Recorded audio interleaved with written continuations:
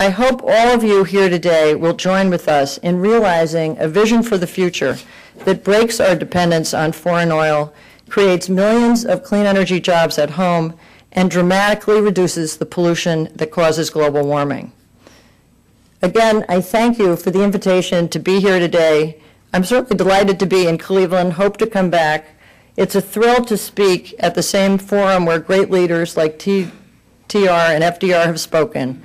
American leaders who have understood our nation's role in thinking big, protecting the environment, restoring our economy, and looking after our security. The challenge we face is enormous, but we are confident of a bold, forward-looking strategy that can ensure that the planet's people and natural systems have a secure and sustainable path forward. Thank you all very much.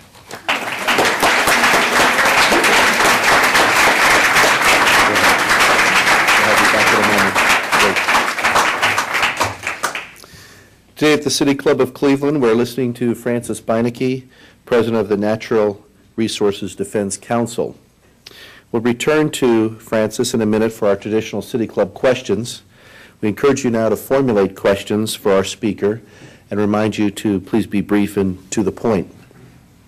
We welcome all of you here and those listening to WCPN 90.3 FM, WCLV, WTAM, or one of the many radio stations across the country that broadcast us. Radio broadcasts of the City Club are made possible through the generous support of Case Western Reserve University. Our television broadcast partners are WVIZ, PBS Idea Stream, and Time Warner Cable. Television broadcasts are supported by PNC and Cleveland State University. Closed captioning is supported by Nordson Corporation, and our live webcasts are supported by the University of Akron. Today's forum is the Stanley and Hope Edelstein Endowed Forum on the Environment. This forum recognizes the special gift made by Stanley and Hope Edelstein to the City Club Forum Foundation. As many of you know, the Edelsteins serve as the unofficial first family of the City Club, and I can attest to that. Having attended the forums every Friday for the past several years, Stanley has been a member of the City Club for 68 years, which totals a possibility of 3,536 forums, of which he has attended most. Hope and Stanley support many causes in our community, but environmentalism is perhaps the one closest to their hearts. The Edelsteins are with us today at our head table. I must say personally, too, I thank them so much for the support this year and all the public speaking tips you've given me, Stanley. And he has. Hope and Stanley, would you please stand and be recognized for your support of this forum and your lifetime dedication to the City Club.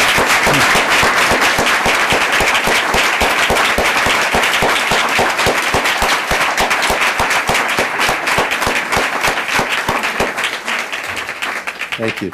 We wouldn't be the same club without the two of you. Also today, we're pleased to welcome guests at tables hosted by the Great Lakes Science Center. So nice to have you with us, too. Now we'd like to return to our speaker for our traditional City Club question and answer period. We welcome questions from everyone, of course, including guests. Holding the microphones to our City Club Communications and Outreach Coordinator, Deborah Agosti, and PR and Programs Manager, Carrie Miller. Now, first question. Thank you, Ralph. Ms. Beinecke, it's kind of hard to believe that in a speech on energy efficiency and global warming, there was no mention whatsoever of the nuclear option.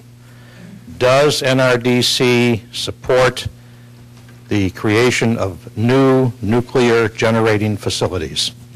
Good question. Actually, nuclear is often the first question I get.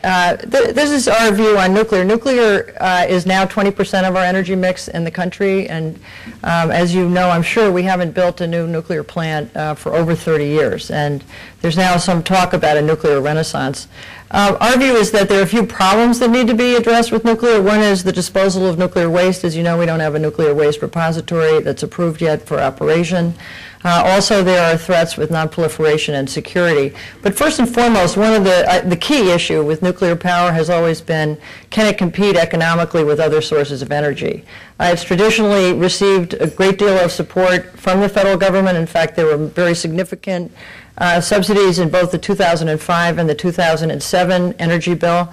So our view is, nuclear is part of the mix if they can manage to compete with the other sources. One of the reasons we talk about efficiency and renewables is these are the new sources that need to be unleashed, where we see tremendous opportunity, particularly in the efficiency sector. They need the policies that will get them going and really get them into the marketplace in a very significant way. Nuclear's been in the marketplace for a long time. It can compete with the others. Ms. Beinecke, yes. I certainly appreciate the wind and solar power efforts that got to make our air cleaner, but really, I really question as to why, the last ice age, after that, it warmed up quite a bit faster than it is now, and how the industrialization, whether we like it or not, has that much to do with it. That's interesting because I was recently, just the other day, Tuesday, I had a presentation by a scientist, Bob Carell from the Heinz Center, who actually showed a chart from geologic time. There has been warming and cooling over geologic time, but actually the change in degrees has been less than 2 degrees, 1.5 degrees, even in a warming period. This latest MIT study that I mentioned talked about a 9-degree warming by 2100.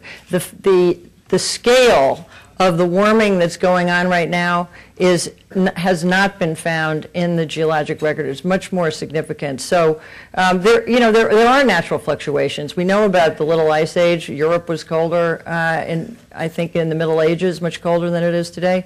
So, there is fluctuation. But what the scientific record really shows is that the amount of carbon that's building up in the atmosphere now will warm us at a much more rapid rate than we've ever seen in geologic time. And that's where the concern comes in. So it's not that there isn't any fluctuation, it's that this fluctuation is faster and at a higher rate than we've experienced before. And one of the things that's happened in the last decade, which I think is really interesting, is that in the 90s, when there was lots of concern about, is the science real? What do you know about science? The science at that time was really based on modeling. Now, much of the science is based on observation. That's the great thing about our scientists who are hard at work. They're always exploring and testing the theories and trying to analyze exactly what is happening. And we basically have now, 20 more years of knowledge and observation that gives us more confidence in the scientific data. That's why when you look at the UN Intergovernmental Panel on Climate Change, that was 2,500 scientists across the world who are the best in the business, looking at all the different aspects of it.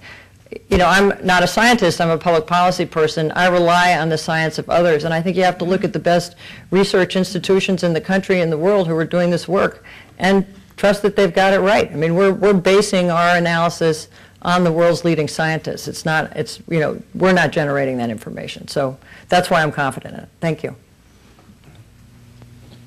Ms. Beinecke, I was very pleased with your speech, and I'm a great supporter of alternative energy, but I have 2 questions. One is, basically, what's it going to cost people? As a member of a local rural electrification co-op in North Carolina, I recently received their magazine. On the front page. It said 40% increase in your electric rates, lobby Congress for a balanced solution. So their point of view was your electric rate might go up 40% if we have this new legislation. Second side of the coin is I work a lot with businesses in this area, one of whom has been manufacturing wind turbine, or not manufacturing so much as machining wind turbine hubs, and their business, due to the economic decline, has gone to nothing on that particular product recently. So what do we need to do economically to make this work out? And it certainly is going to lead to increased costs in some way, I think. Yeah, those are both 2 good questions. On the first one, costs are absolutely at the centerpiece of the concern about how we actually do this. The nation's at a point where no one is prepared, and everyone is extremely worried about increased costs to their businesses, to the consumers, et cetera. So the legislation is actually designed to help with that transition, as I mentioned.